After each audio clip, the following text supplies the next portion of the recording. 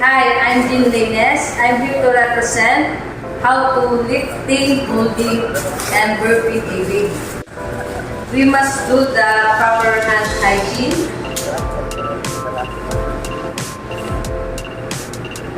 Cradle hold.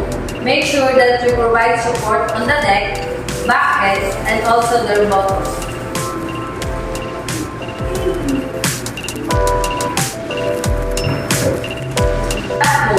Sit in a chair before your feet firmly on the ground and place your baby in your lap. Their head should be at your waist up. Baby should tuck in your waist.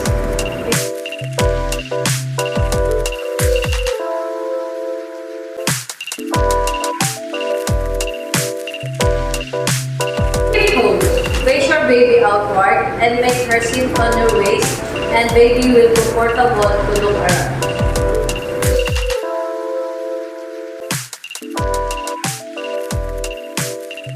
Burping a baby.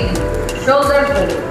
Make sure that you use a burping float to manage the mess. Sit upright or stand and hold your baby against your chest and gently tap or rub the back to help her burp.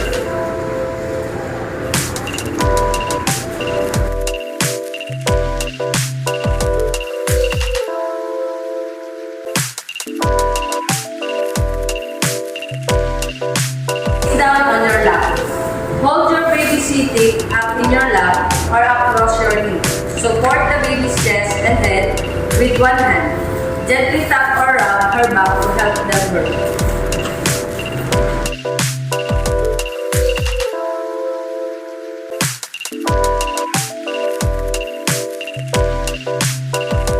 Sitting up.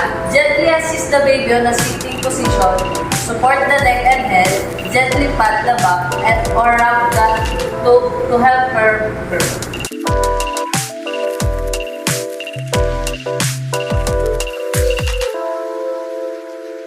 Thank you for watching.